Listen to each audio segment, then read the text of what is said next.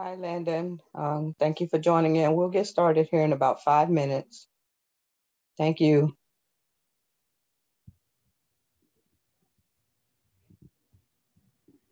Hi, Valerie. We'll get started in about 5 minutes. Thanks for your patience.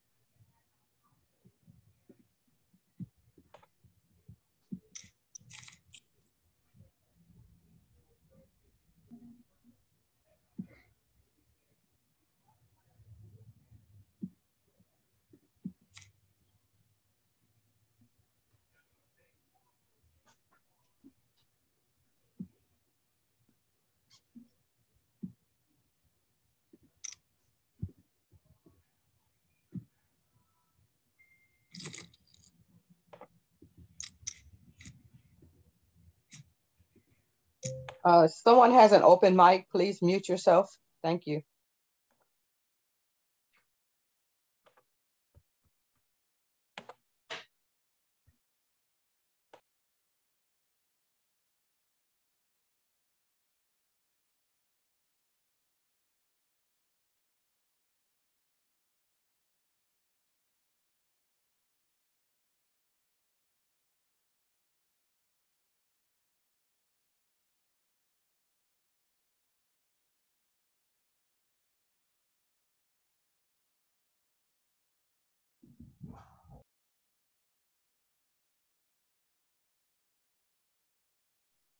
Thanks for joining in, everybody. We'll get started in about 2 minutes.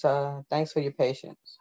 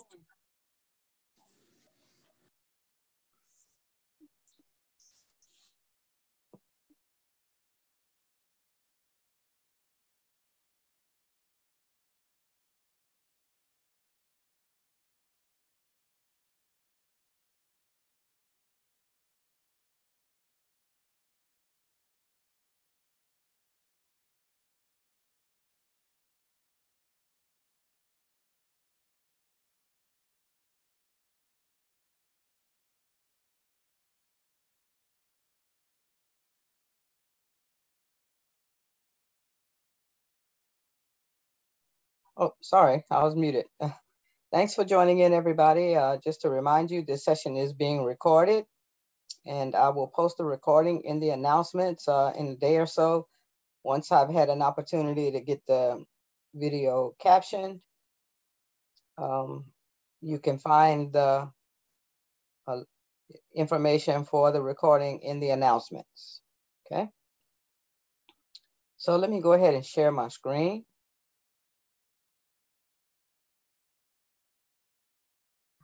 All right, could somebody kindly unmute and let me know if you're seeing the course homepage? Yes, ma'am. Thank you very much, I appreciate it. All right, so just a quick peek at the announcements, those things. Yeah, so I did. I like to always go back and check just to remind you, because I'm still getting emails from folk asking, well, where can I find the videos? Or, so I always like to remind you that in the announcements is where you'll find the course videos. Also, don't forget that in the announcements is where you will find links to all of the extra resources that I've been utilizing for this course. If you haven't taken a look, make sure that you do. It's just a little bit extra that I've shared with you. I don't mandate that you look at it, but it could be helpful to you. Okay. All right. So let me go ahead and get into the weekly overviews. How's everybody doing tonight? Everybody okay? Yep. Well, that's good. Yes, So ma'am. hopefully I'll make your night by letting you know that our class tonight will be fairly short. Um, so if you indulge me for about a half an hour or so, I'll do my best to try to get you out of here. Sound like a plan? I'm good. All right. Yes, ma'am. Right.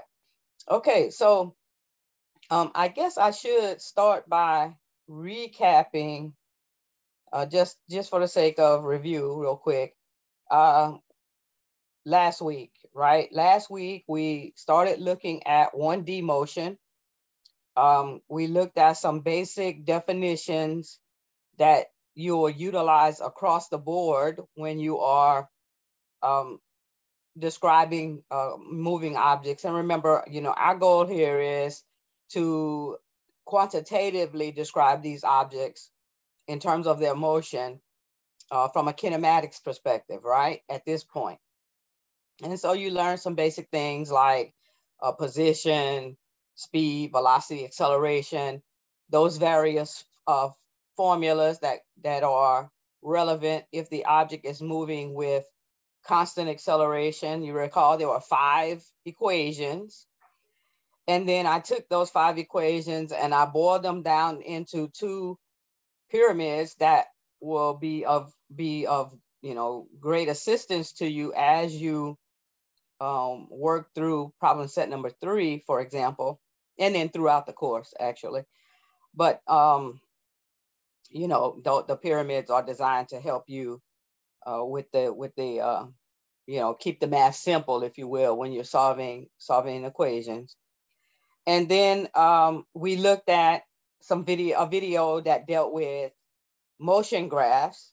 That was pretty important because it showed that you can describe a moving object in more than one way. You can describe that motion using the equations of motion and calculations, or you can describe a moving thing utilizing graphs. And every graph tells a story about the moving object. And your task in problem set number 3 will be to explain what a moving object is doing based on the graphs.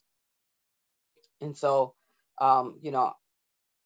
when you're working through the material for problem set 3, of course, don't forget you have all of those resources available to you.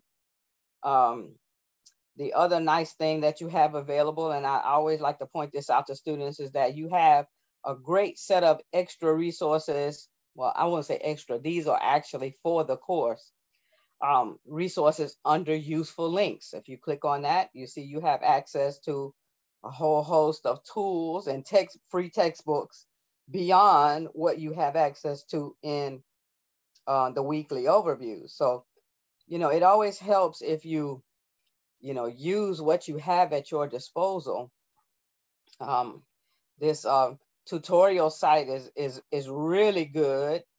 And then this set of simulators for PhET are equally as good, especially if you're one of those individuals who like the visualization of things, right?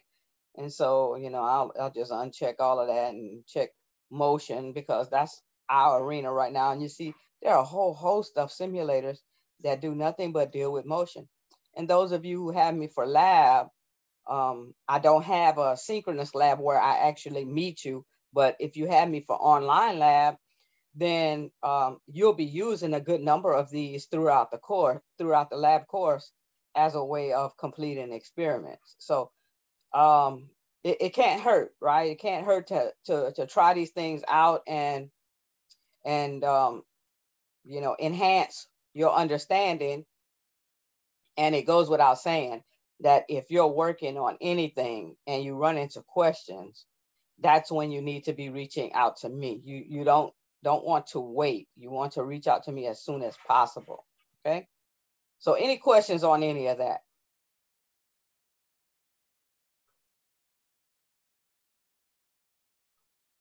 Okay. So let's jump into tonight's material. So last week, you learned some of the basics of describing the motion of an object. And we looked at things like, establishing a reference frame, position, once you've decided on a reference frame, how to know if an object is moving within that reference frame, and then some properties of that moving object that you want to, to describe based on your understanding of measurement, things like velocity, acceleration, speed, distance, position, so on and so forth.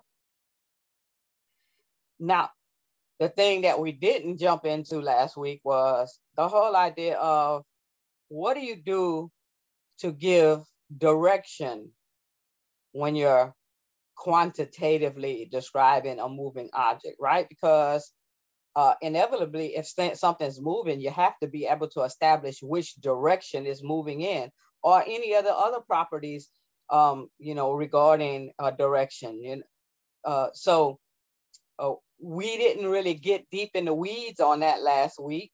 In fact, I told you that as you solve the problems in problem set number 3, which we'll take a look at before you leave tonight,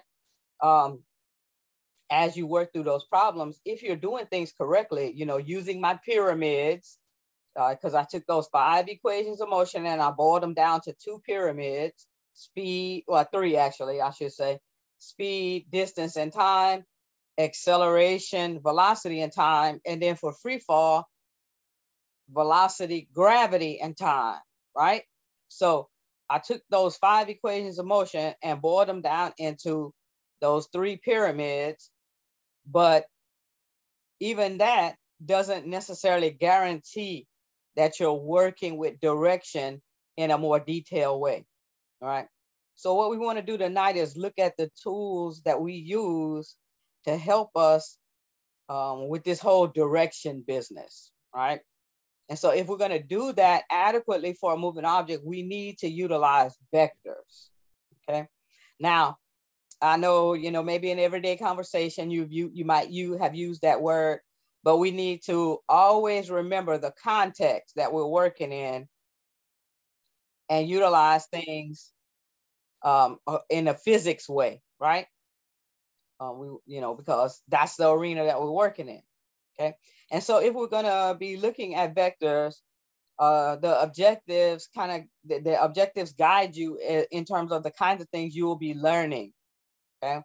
So of course you need to know what is a vector, and you'll be looking at, by default, if you will, its counterpart, a scalar. So what are those two things? How do we utilize them to help us in our quest to explain motion? And this whole idea of a magnitude of a scalar or vector, you'll see a word used called size. When we talk about this magnitude, what's the size of our vector? What's the size of our scalar? And then how do you distinguish between the two? Certain properties that we measure are vectors and certain properties are scalars. And in physics, things that we measure fall into one of those two camps. It's either a vector or a scalar, okay? And then, well, if the whole goal is to specify direction, we have to get about the business of how we do that, okay? And then that means now we have to go back and calculate those properties that relate to vectors and scalars, distance, speed, average velocity, average speed, acceleration, so on and so forth. So this week, you'll be taking the equations and the pyramids that you learned about last week for 1D motion and actually putting them into practice to do some calculating, right? And now those calculations will require that you adequately deal with direction, okay? Because the whole goal this week is for you to get those tools under your belt, okay? So any question about where we're going with this whole piece here? We progressively getting a little bit more complicated each time.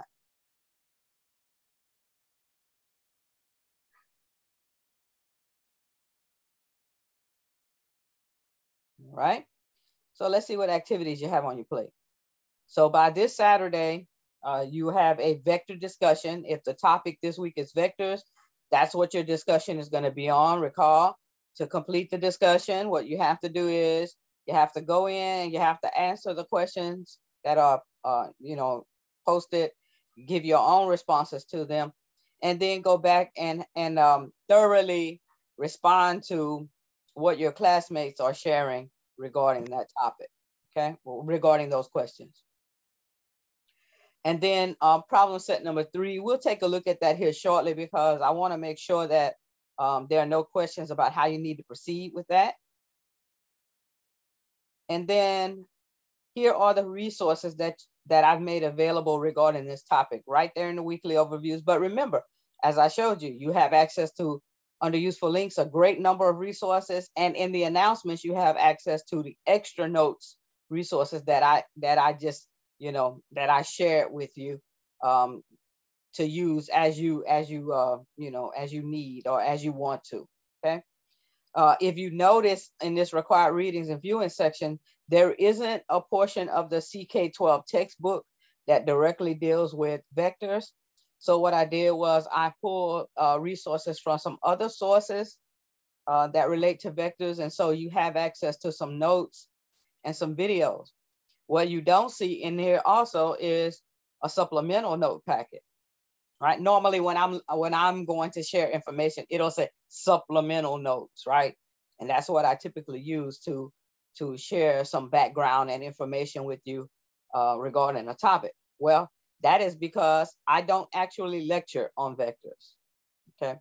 This is one of those self-guided tutorials, if you will. So you're gonna use the notes and the videos and any tools that you have at your disposal to help you get a grasp of this topic. It's fairly straightforward. And I even mentioned some things in the notes from last week regarding vectors, but it's a simple and straightforward enough topic that I don't need to spend an hour lecturing on it. You can really get the gist of it in about 20, 30 minutes if you spend some time with the notes and videos.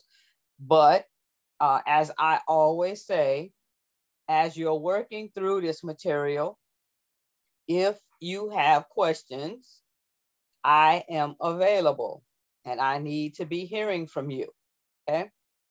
All right. So any questions about that?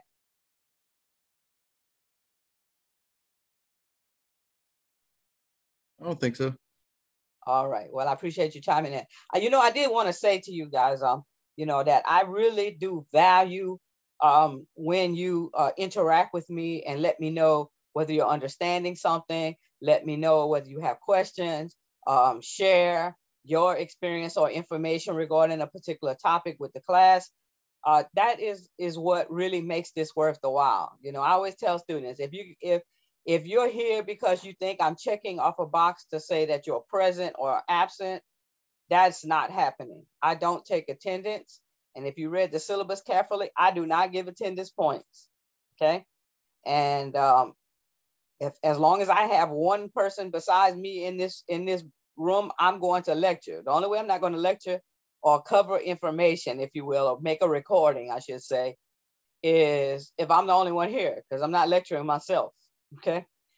So what makes this whole time, even though tonight is short, worth the time and the energy that it takes to get here at 5:30 in the evening is for us to dialogue with each other, right? For you to share and communicate with me around this information, okay? I would hope that would happen. That's always my hope, is that you'll feel the need to unmute and share and let's talk about it. What do you understand and not understanding regarding the material and this course, okay? So I'm going to keep putting that out there to convince you, hopefully, before we call it quits at the end of the semester, that, this could have been a really enjoyable experience if I had opened up more and shared more of what I'm thinking or, my understanding or misunderstanding, right? I would say this is the penalty-free zone. This is the time to put it out there on the table so that we can get it right. Okay. So, you know, that's just my 2 cents worth about the whole thing. I mean, all right. So with that being said, let's go ahead and take a look at problem set number 3. This is due on Saturday. And if you remember, problem sets always lag a week behind. So you can see this problem set number 3 deals with the 1D kinematics. Well, 1D motion is what you learned about last week. So this week, you're going to have to do a homework assignment on it, okay? And you notice that this assignment is broken down into an A part and a B part, okay? The B part, it relates to problem solving with using those equations, in particular the pyramids, right? Because I did tell you that I'm not going to have you utilize the equations of motion per se, but I am challenging you in these problems to utilize the pyramids that I provided to you, right?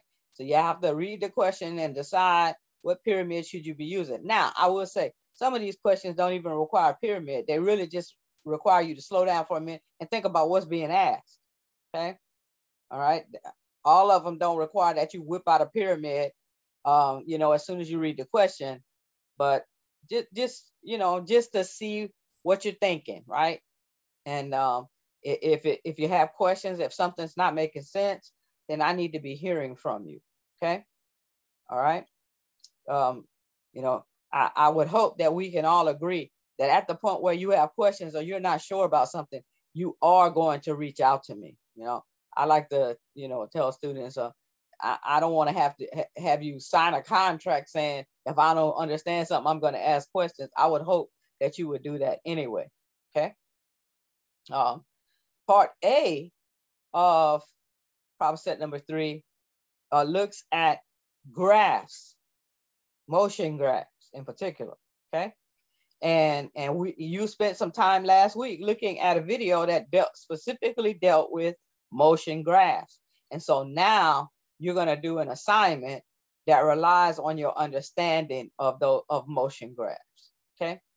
So in order to do problem set number 3A, what you have to do is first you have to click on this link and open the simulator. Okay. Now this is not a PhET simulator, but this is one that you know, I find is quite nice to use, in particular because it deals with, you know, there are a lot of them and they're fairly straightforward and easy to use, okay? So this particular simulator deals with motion with constant acceleration, okay?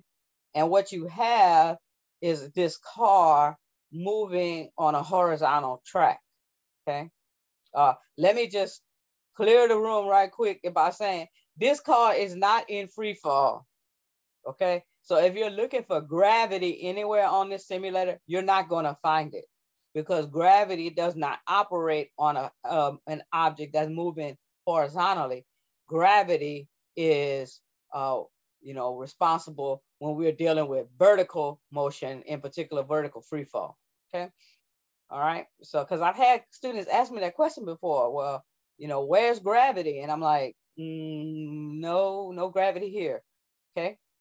All right, so the way this works is you can change these numbers. You see these numbers in the boxes here, you can change them. So for example, if I want to change the starting position, that's, you know, position is X, right? So if I want to change where the car starts from, I can change the initial or starting position. If you recall, that's XI, right? XI is the initial, or X naught if you're using that notation, okay? You can change the initial velocity, okay? So you can change the velocity that the vehicle starts with. And if you recall in the equations, that is V naught or VI, V initial or V starting, right? You can also change the acceleration, but what you have to remember about the acceleration is the biggest value you can put in is 2. If you try to put in something bigger than 2, it's going to default back to 2. So you see, there is a benefit of being here tonight because if nothing else, you know that when you use this simulator, you can't put in a value bigger than 2. Okay. So now, see, I've set some initial conditions, right? And I'm going to run it in slow motion so that I can talk you through this whole piece. So you see, while this car is moving, there are 3 clocks that are running, okay? 3 clocks that are running. Let me just enlarge the screen just a little bit. There we go. You can see that there's a green clock, a red clock, and a gray clock. The green clock keeps track of the time that it takes the car to reach the green flag, okay? And when the car reaches the green flag, the green clock will stop, you see, okay? And then the car just keeps on in along with this motion, and eventually it's going to get to the red flag, and then the red clock will stop, okay? All right. So let's just let that happen. See, the clock keeps running. Bam. Now the red flag, the clock has stopped. And then once the car is completely past the red flag, I hit the pause button, and that stops the gray clock. What the gray clock does is keep track of the overall time, okay? So once the car is past the red flag, there's no reason to let the gray clock keep running. Hit the pause button, all right? Now, the other nice thing that you see happening is as this car is moving, the graphs are being created for you. Okay. Notice, you have a position versus time graph, X versus T. You have a velocity versus time graph, V versus T. And you have an acceleration graph, A versus T. Okay. And something should be going off in your mind saying, hey, we saw exactly these same kinds of motion graphs in the video that we watched last week. And if you recall, when you have motion graphs like these, like the ones you saw in the video last week, you can use them to explain what's happening with the moving object, in this case, the moving car, okay? And so that's exactly what you're going to use this for. See, you don't have to draw the graphs, but based on the numbers that you put in, the simulator will make the graphs. So somewhere behind the scenes, somebody took those 5 equations of motion and they wrote a computer program, and it will create the graphs based on the initial values that you put in, okay? So you see, you can actually use these motion graphs to explain what the car is doing, all right? So do any of you have any questions about how the simulator works?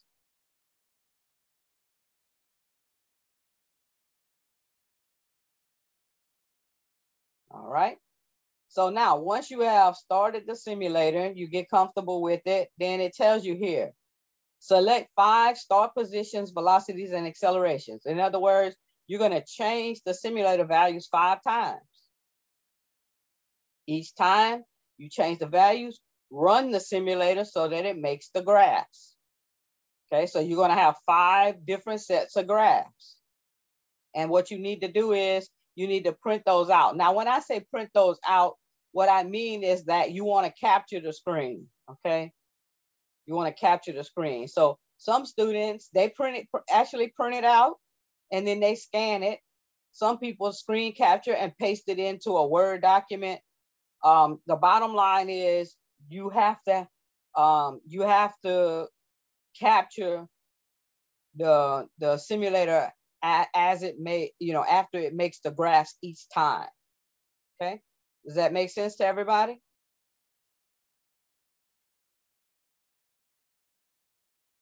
I think so. Think so? Okay. Well, I Yes, tell you ma'am. what, here's the best thing you can do in that instance is go try it, and then if something's not gelling, reach out to me. Okay. That's always the best plan, because if something's not clear, then we could in fact, we could try it real quick. So you see I have that on a screen. So on my computer here, to do a screen capture, I do print screen. Okay, So I just captured everything on the screen. And then what I would do is, because, you know, I want to save it, I would just open a Word document, blank one, and voila, paste. So I just captured that screen, okay? And then, you know, so I would have to do that 5 different times. That makes sense? Yeah, it's just, I mean, maybe I'm doing it right, but I did it earlier, but I just find my graphs pretty much look the same. Well, don't give it away. Oh, Don't sorry. don't give out the answers. You're doing just fine. Right? So now, so you picked up on something there, right? So that's you're gonna use those printouts or those screens to describe what happens to the position, velocity, and acceleration each time. Okay, you're gonna tell me, what do the graphs look like? Because remember, last week we specifically talked about what do certain graphs look like, okay? And then based on what they look like, you can determine what the object is doing, okay? So that's exactly what you're gonna do here. So you're gonna take each set of graphs. What do each of the graphs look like each time? And then based on what they look like each time, what are some patterns that you see, right? And don't just say what a pattern is, they always look the same. No, that's not the pattern. Give me specifics about the patterns. What do you notice each time for the position, for the velocity, for the acceleration? What's happening with this moving object each time, okay? And so what overall patterns can you determine from looking at the graphs, okay? All right, does that make sense to you? Yeah. Okay, great. All right. What questions do you have about part A of problem set 3?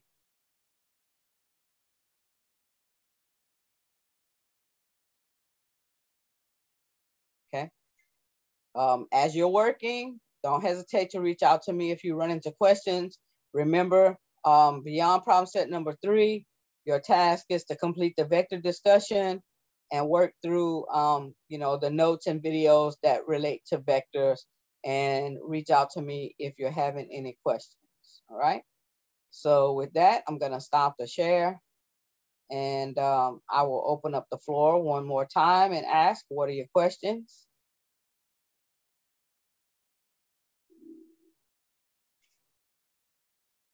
All right, 30 minutes, just like I promised. All right, so y'all have a great rest of your evening. All right, thank you, man. Take care. Thank you much. Take care.